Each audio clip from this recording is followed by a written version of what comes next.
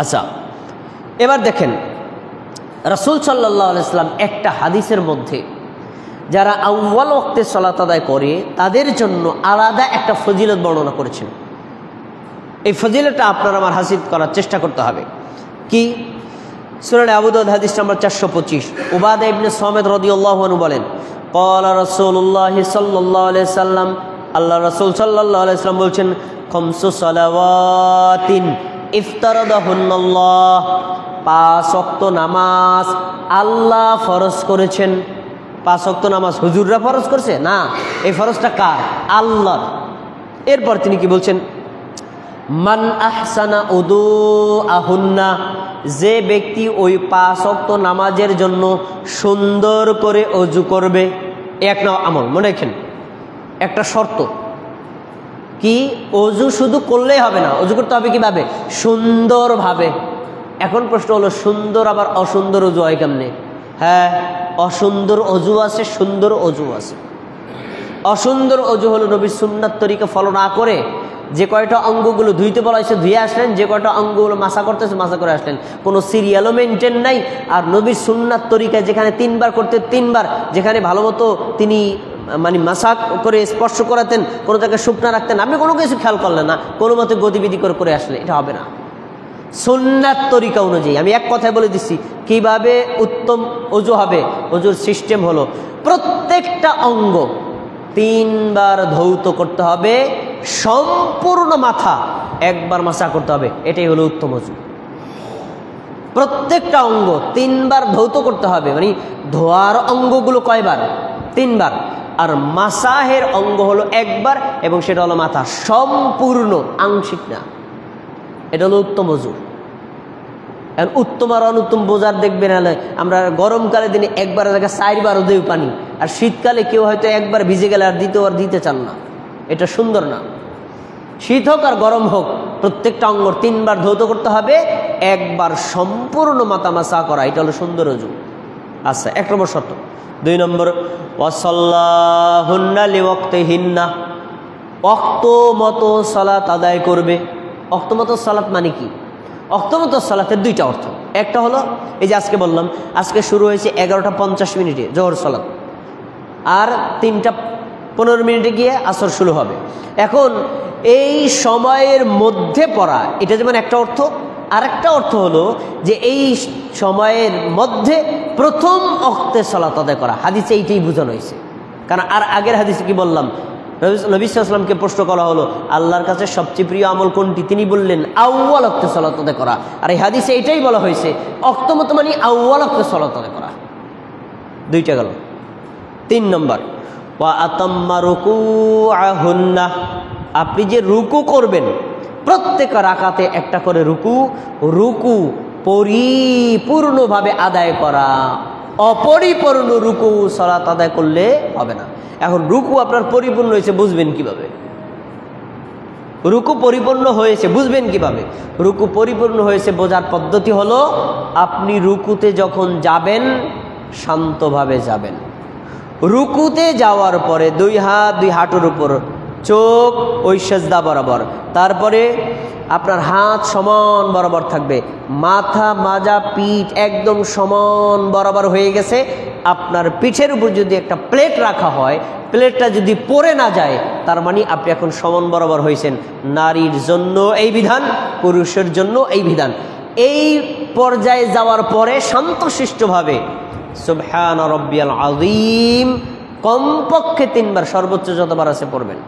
আচ্ছা, এরপরও রুকু পূর্ণ হয় নাই, সামি আল্লাহু লিমান হামিদা বলে দাঁড়াইছেন, এখনও রুকু পূর্ণ হয় নাই, পুরা সোজা দাঁড়াবেন, মাথা মাজা পিঠ সমান বরাবর হয়েছে।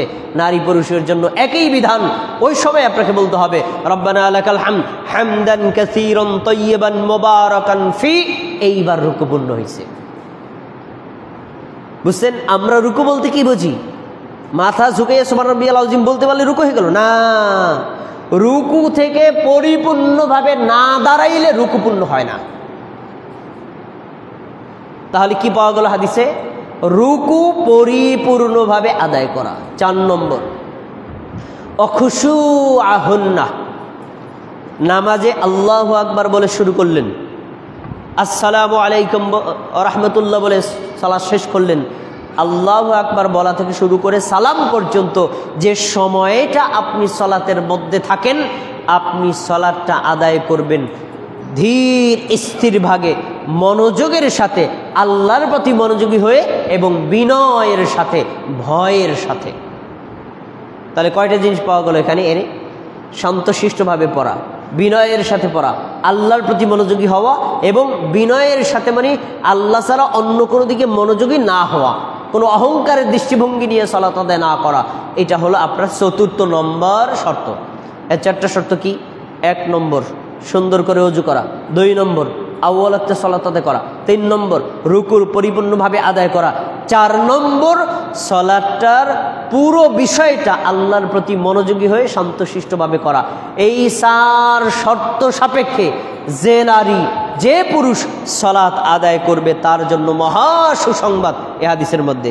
কানা লাহু আলাল্লাহি আহাদুন আইয়াগফারা লাহ, আল্লাহ তাআলা ওই বান্দার জন্য, ওই বান্দির জন্য ওয়াদা করেছেন তার পিছনের সব পাপ আল্লাহ ক্ষমা করে দিবেন। সুবহানাল্লাহ। এই 4 শর্ত নিয়ে যদি আপনি সালাত আদায় করেন, আল্লাহ আপনার পিছনের পাপ ক্ষমা করে দিবেন।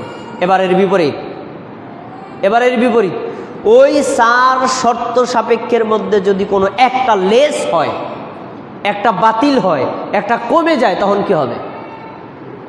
যেমন আমাদের সমাজে ওই যে আখের ওয়াক্তে সালাত আদায় করে, সালাত কিন্তু তারা ঠিকই আদায় করে, কিন্তু আখের ওয়াক্তে আদায় করে, তখন তার ক্ষেত্রে কি হবে? হাদিসের পরের অংশ তিনি বলছেন, আর পরের অংশ কি? অমাল্লাম ইয়াফআল ফালাইসা আলাল্লাহি আহাদুন, যে ব্যক্তি ওই 4টা শর্ত নিয়ে সালাত পড়বে না, মানে আউয়াল ওয়াক্তে পড়ে নাই, আখের ওয়াক্তে পড়ছে, নামাজ কিন্তু পড়ছে, আখের ওয়াক্তে পড়ছে, ওই ব্যক্তির জন্য আল্লাহর পক্ষ থেকে ক্ষমার কোনো ওয়াদা নাই। নামাজ কিন্তু হয়েছে, উনি শেষ ওয়াক্তে পড়ছে, নামাজ হয়ে গেছে, কিন্তু আল্লাহ ক্ষমা করবেন এই ওয়াদা নাই, ওয়াদাটা বাতিল। পরের অংশ, আল্লাহর নবী তাকে নিরাশ হতে নিষেধ করেছেন, নিরাশ হয়ে যাও না। ইনশাআ গফারা লাহু ওয়া ইনশাআ আযাবাহু, আল্লাহ তাআলা ওই ব্যক্তিকে ক্ষমা করতেও পারেন, আবার তাকে শাস্তি দিতেও পারেন। এটা আল্লাহর স্বাধীন, এটার কোনো ওয়ারেন্টি নেই। কিন্তু কেউ যদি আউয়াল ওয়াক্তে সালাত আদায় করে, সুন্দরভাবে সালাত আদায় করে, রুকুকে পরিপূর্ণভাবে আদায় করে এবং রুকুর সালাতের আগে ওযুকে সুন্দর করে করে, তার জন্য আল্লাহর ওয়াদা, নবী বলে গেছেন, ক্ষমা তাকে করা হবেই হবে। এই হাদিসটা আমি আপনার সামনে কেন পেশ করেছি? আউয়াল ওয়াক্তে সালাত আদায় করলে পাপ ক্ষমার ওয়াদা আছে তাই। আরেকটা হাদিস নেন, আবু সাঈদ খুদরি রাদিয়াল্লাহু আনহু থেকে বর্ণিত, তিনি বলেন, ক্বালা রাসূলুল্লাহ সাল্লাল্লাহু আলাইহি ওয়াসাল্লাম, আল্লাহ রাসূল সাল্লাল্লাহু আলাইহি ওয়াসাল্লাম বলছেন, as-salatu fi jama'atin ta'dilu 25 সালাতান, জামাতের সাথে সালাত আদায় করলে একা একা সালাত আদায়কারীর চাইতে 25 গুণ বেশি নেকি পাওয়া যাবে। সুবহানাল্লাহ। আমাদের দেশের হুজুররা হাদিসটাকে আপনাদের বোঝানোর জন্য বলে যে একা একা যদি 25 রাকাত পড়ে, জামাতে 1 রাকাত পড়লে ওই নেকি পাওয়া যাবে। মূল কথা ঠিক আছে, বুঝে। আচ্ছা, এরপরে তিনি কি বলছেন? ফাইদা সাল্লাহা ফি ফালাতিন ফাআতাম্মা রুকুআহা ওয়া সুজুদাহা ফাবালাগাত 50 সালাতান সালাতার রাজুল ফি ফালাতিন তুদাইফু আলা সালাতিন ফি জামাআ। শোনো, কেউ যদি উন্মুক্ত মাঠে, বিল এলাকায়, জমির এলাকায় কৃষিকাজ করতে যায়, কৃষিকাজ করতে যাওয়ার পরে ওই লোকটা এখন মনে করেন সালাতের ওয়াক্ত শুরু হয়ে গেছে, এখন উনি তো কাজ শুরু করছে, উনি যদি বাড়িতে এসে মসজিদে এসে জামাতে সালাত আদায় করে আবার কাজে যায়, ওনার কাজের ব্যাঘাত ঘটবে। তো উনি কী করবে? যেইখানে উনি কৃষিকাজ করতে গেছে ওই বিলের মধ্যেই, ওখানেই অজু করবে, ওখানেই অজু করে ওই জায়গাতেই যদি সে আউয়াল ওয়াক্তে সালাত আদায় করে, তাহলে আল্লাহ রাব্বুল আলামিন ওই ব্যক্তি মসজিদে এসে জামাতে সালাত আদায় করলে যে নেকিটা না পাবে, তার চাইতেও বেশি নেকি দেওয়া হবে। সুবহানাল্লাহ। কেন তাকে দেওয়া হলো? কারণ সে আউয়াল ওয়াক্তে সালাত আদায় করেছে, তাই। জামাতে কিন্তু পড়ে নেই। সামনে আরেকটা গুরুত্বপূর্ণ কথা বলবো, এই কথাটা শোনার আগে আরেকটা হাদিস শুনে নেন। কেউ যদি আউয়াল ওয়াক্তে সালাত আদায় করে, ক্ষমা তো করা হবে, তাকে আল্লাহ নিজ দায়িত্বে জান্নাতে ঢুকাই দেবেন। হাদিস সুনান আবু দাউদ হাদিস নাম্বার 430। আবু কাতাদা রাদিয়াল্লাহু আনহু বলেন, ক্বালা রাসূলুল্লাহ সাল্লাল্লাহু আলাইহি ওয়াসাল্লাম, আল্লাহ রাসূল সাল্লাল্লাহু আলাইহি ওয়াসাল্লাম বলেছেন, ক্বালা আল্লাহু তাআলা, আল্লাহ তাআলা বলেছেন, ইন্নী ফারাদতু আলা উম্মাতিকা খামসা সালাওয়াত, হে নবী, আপনার উম্মতের উপর আমি আল্লাহ 5 ওয়াক্ত নামাজ ফরজ করেছি। মুহাম্মদ সাল্লাল্লাহু আলাইহি ওয়াসাল্লামের উম্মত হলাম আমরা, আমাদের উপর আল্লাহ তাআলা ফরজ করেছেন 5 ওয়াক্ত সালাত। ফরজ করার পরে কি করছেন?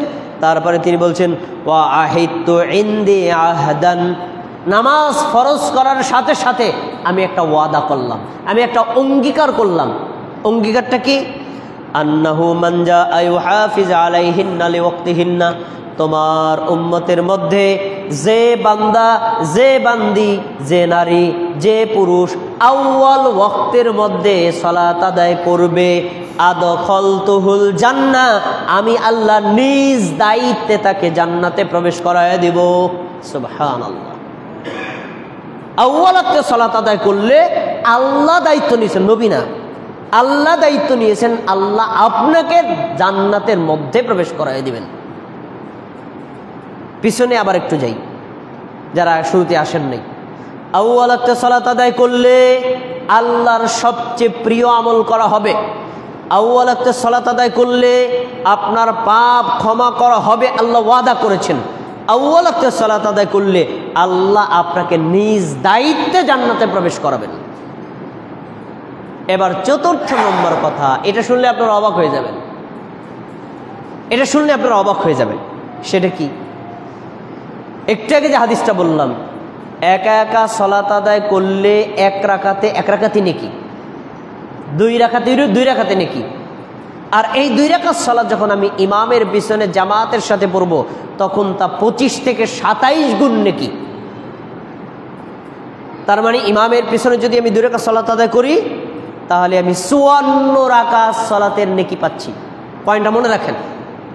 এবার কথা শোনেন, ইমাম যদি আখের ওয়াক্তে সালাত আদায় করে, আপনি যদি তার পিছনে জামাতের সাথে সালাত আদায় করে 2 রাকাতের জায়গায় 54 রাকাতের নেকি পান, আর আপনি যদি নিজ ঘরে জামাতে না একা একা আউয়াল ওয়াক্তে সালাত আদায় করেন, তাহলে 54 রাকাতের চাইতেও বেশি নেকি আপনি পাবেন। তার মানে জামাতের সাথে সালাত আদায় করার চাইতেও আউয়াল ওয়াক্তে সালাত আদায় করার গুরুত্ব বেশি।